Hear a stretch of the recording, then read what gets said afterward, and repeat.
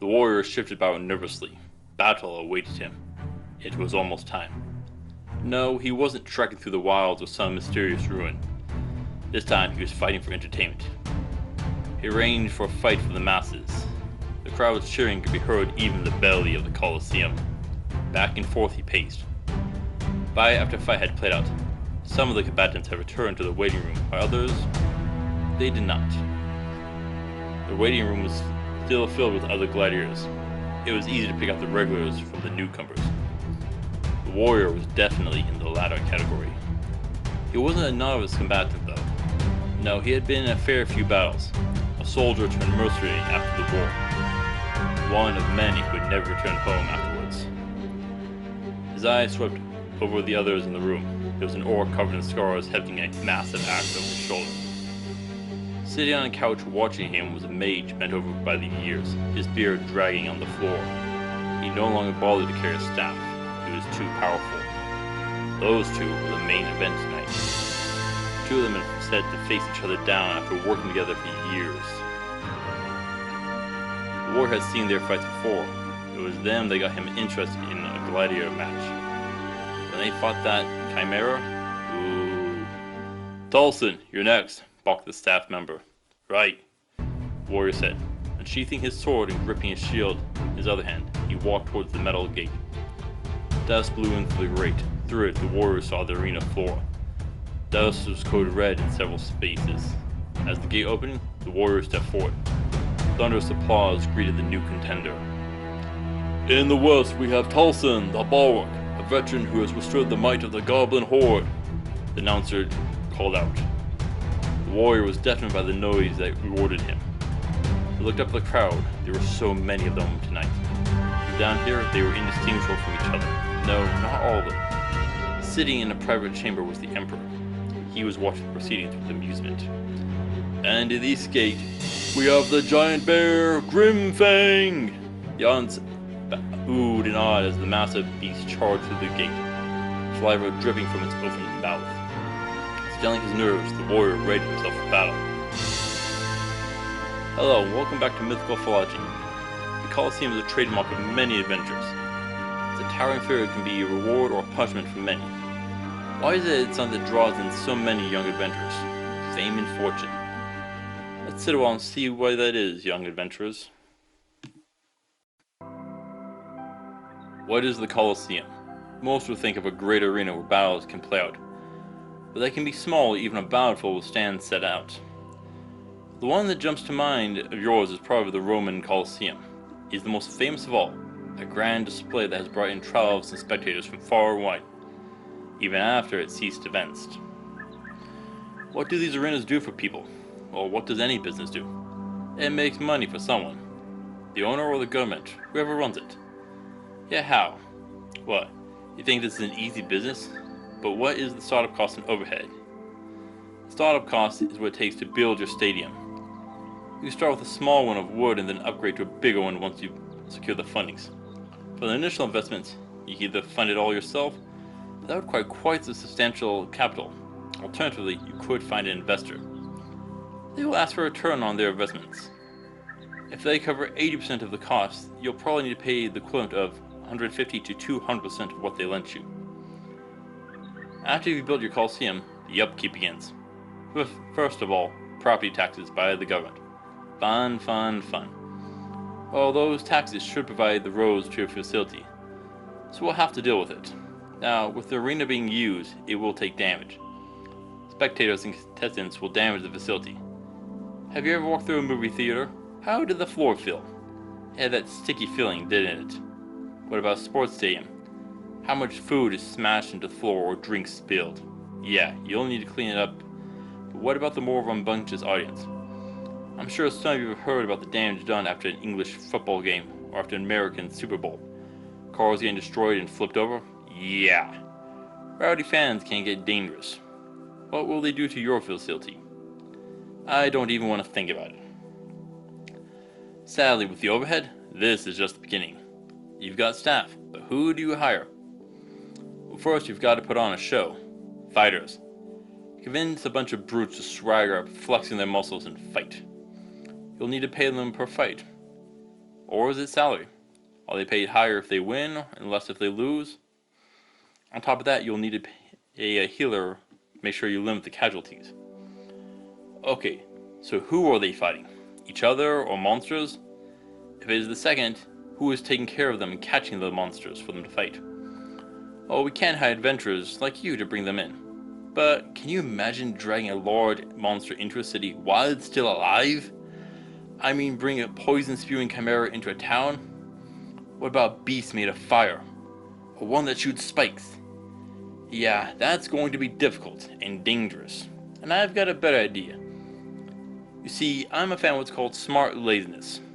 What does that mean? Well, I want to do things in a way that makes them as easy as possible for the least amount of work. How do we bring in dangerous animals for fighters to combat? Well, can you employ a necromancer? You get it, don't you? You don't need the animals to be alive to face your fighters. Nope. Have your necromancer staff control the undead creatures. This solves a dozen issues. One, you can keep your fighters safe and limit casualties. All this by putting on a show. And you won't have to worry about the animals attacking the audience. Sounds like a win-win to me. Oh, but we aren't done yet. I've got one more bonus for you. Have you ever seen what comes out of the south end of a northbound warg? Yeah, that smells and will need to be cleaned up. So you'll need to send a staff member in there to clean up. You can't have your fight monsters look filthy, can you? If I was cleaning that cage, I would want hazard pay, wouldn't you? And undead monsters don't need to eat. We've talked about how much food a griffin would need.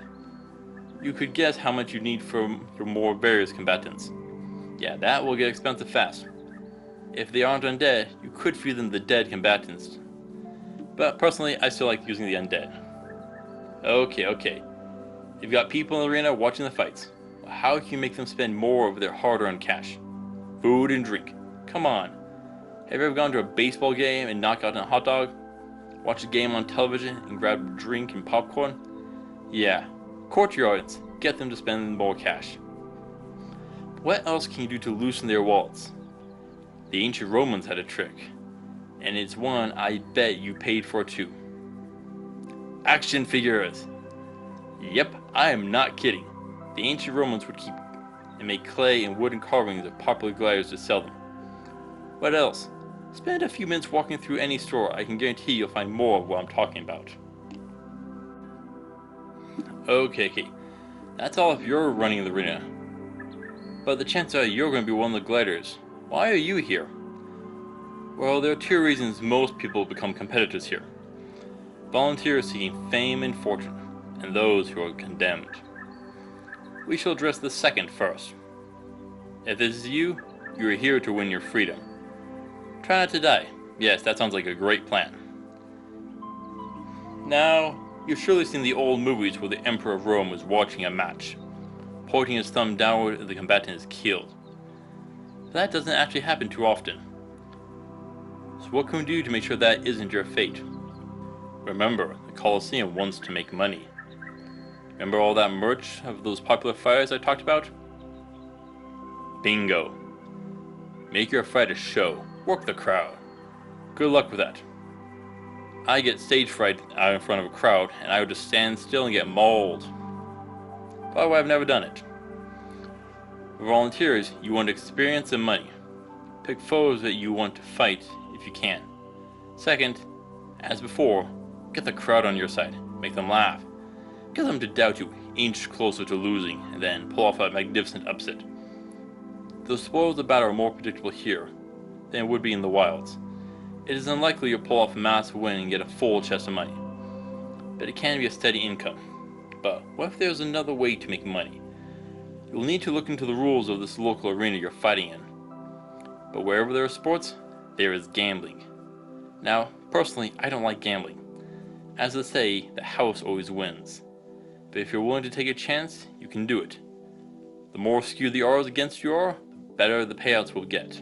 But so is the higher the risk of losing. Also, don't try cheating the system. Throwing a match when you should win, it does make a great story for the upset. But if people find out the matches are rigged, well, it's not going to look good for you or your arena.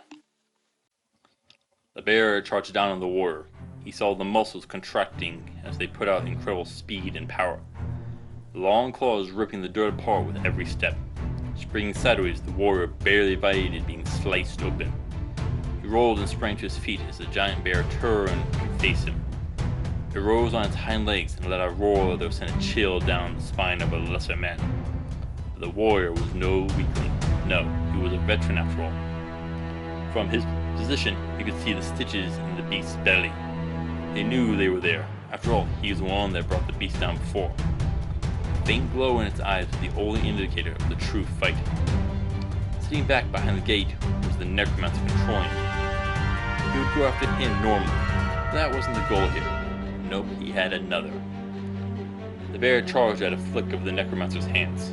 Squaring himself up, the warrior took the blow square on his shield. He put every ounce of his strength behind that piece of metal and wood. Like a statue, the two combatants stared each other down. Well, only one looked in the dead eyes of the other. The audience went quiet in awe. Pulling his other paw back, the bear struck. The warrior was sent flying to the groans of the crowd. The warrior was slow to get to his feet. The bear pounced on him once more. Throwing himself sideways, the warrior barely dodged the next attack. Dirt was thrown up from the impact. The warrior tried to raise his weapon. He found his sword had been pinned under the bear's paw. Releasing his weapon, the warrior sped away to safety. The crowd stared down at the helpless man. Tension hung over the arena like a thunderstorm. Reading the moment, the warrior was ready to bring that storm down. Smiling, he looked at the necromancer and smirked. The warrior man jerked back in response.